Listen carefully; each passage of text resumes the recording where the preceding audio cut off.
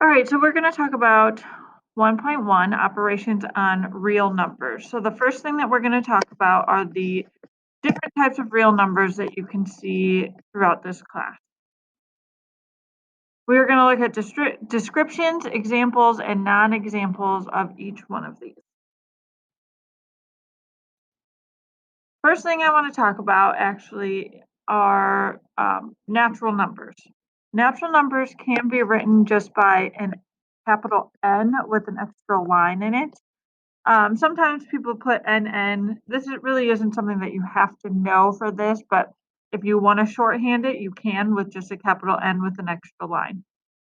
What natural numbers are positive counting numbers.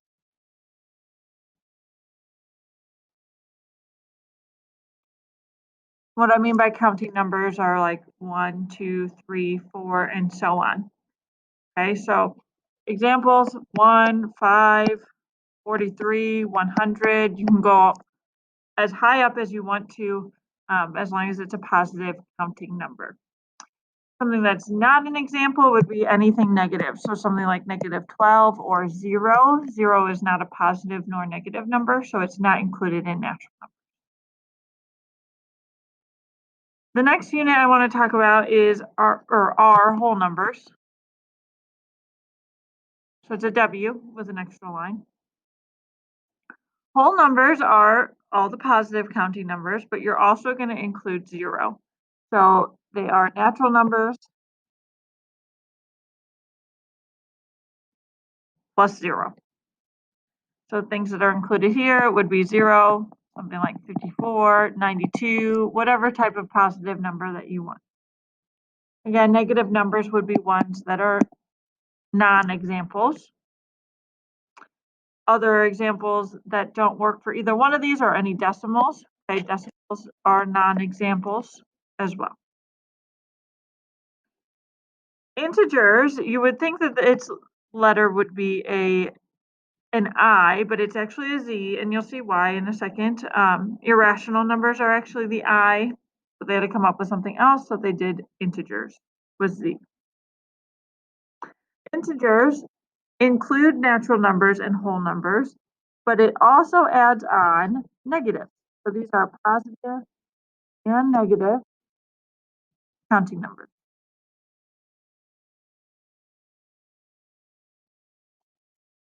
And 0. Okay, so if it's a natural number or a whole number, it automatically is a 0 or is an integer. Okay, so examples would be something like -24, 21, 40, 0, any of those, right? We'll say -42.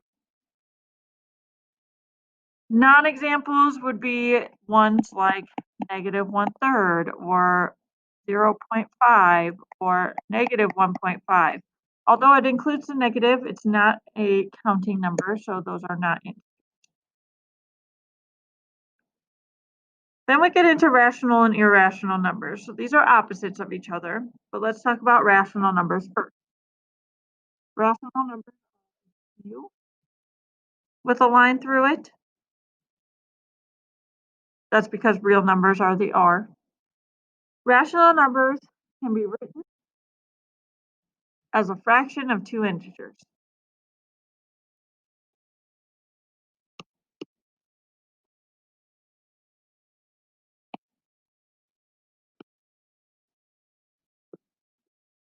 Okay, so any type of fraction, but also that includes decimals. So 0.3 repeating ends up giving me a fraction of 1/3. Something like the square root of 16 over 25. If you square root both of them, you would get 4 over 5. Again, fraction of of integers. Okay, but it also is something like 1/2. Okay, obviously that's a fraction. Those are rational numbers.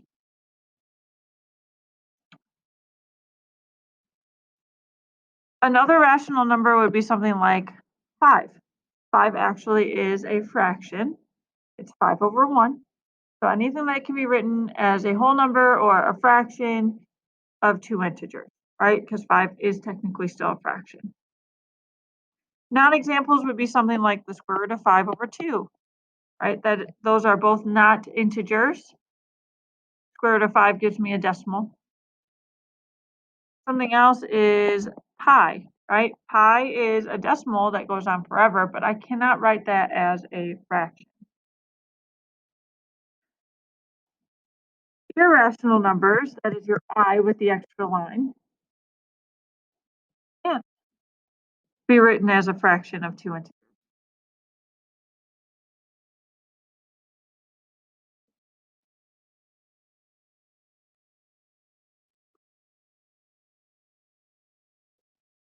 So examples of irrational numbers are things like pi or the square root of 2 or the square root of 17. Most of the time with square roots, they end up being irrational unless they are perfect squares, such as the example that we have above with the square root of 16 over 25. Those are both perfect squares, so it's not actually a square root anymore, it's 4 over 5. Things that are not irrational numbers are the square root of 4, square root of 16, decimals that stop like 125, right?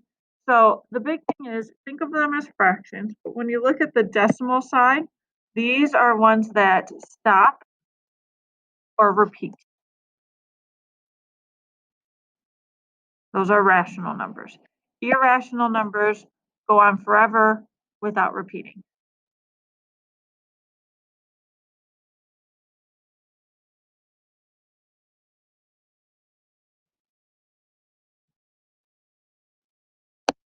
All right, and then our very last one would be real numbers. The R with the line through it. And these are all rational or irrational numbers.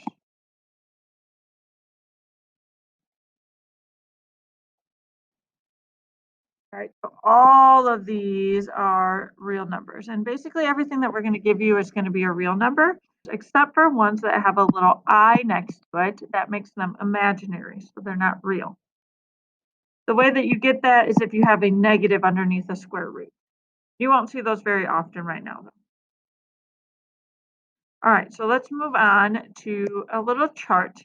This is something that you can use or you cannot use. It's up to you. If this helps you visualize it a little better, this might help. Okay. So the overall big rectangular thing that we see right here is going to be talking about real numbers, right? So real numbers kind of encompass everything that you're going to see. The first step is to decide whether it's a rational or an irrational.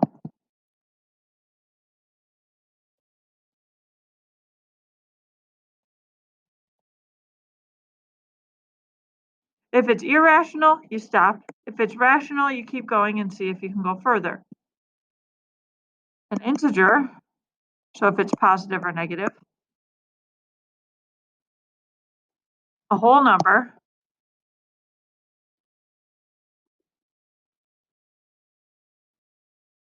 which are just the positives and 0, and then natural, which are only positive counting numbers. Okay, so you can work your way down like I just described, or you can work your way up. If you know it's a natural number, then it has to include everything that that little box is in.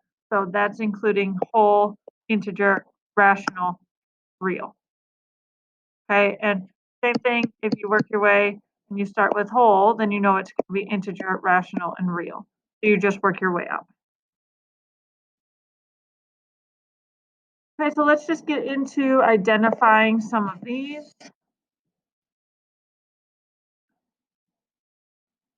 Okay, we have a fraction. So automatically you can think, okay, it's a fraction of integers, so I know that it's rational.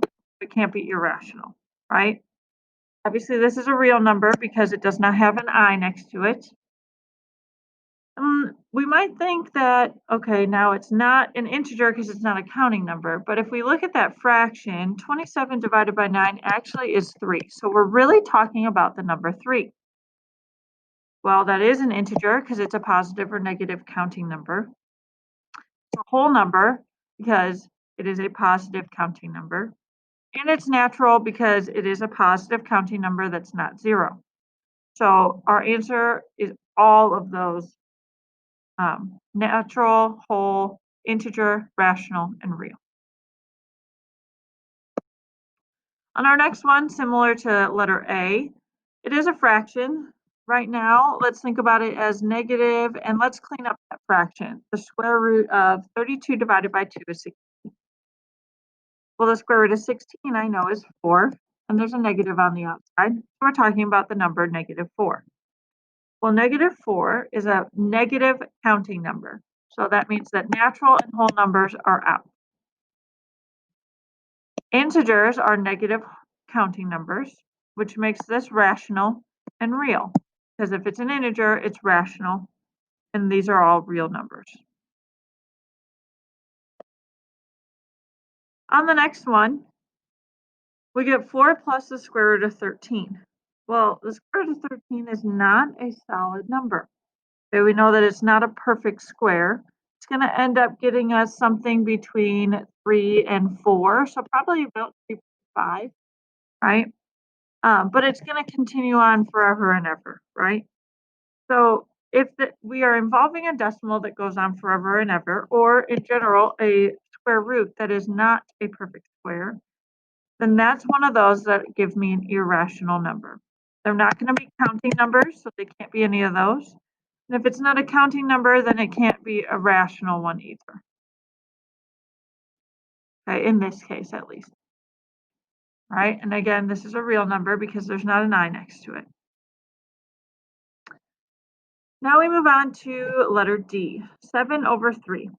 Okay, if I try to simplify that fraction, that does not give me a whole number. If you write it as a decimal, you would end up getting 2.3 repeating.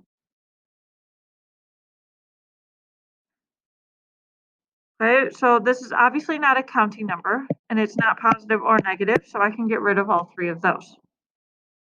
It is written as a fraction of 2 integers, so it is rational, which makes it not irrational. And obviously it is a real number. Letter E looks at your decimals. Okay, so remember, decimals automatically are not counting numbers. I do know it's real though, so I just need to decide whether it's rational or irrational. Because it is a decimal that terminates or stops, that means it is irrational. Sorry, let me try that again. Because this is a decimal that terminates or stops, that means that it is rational.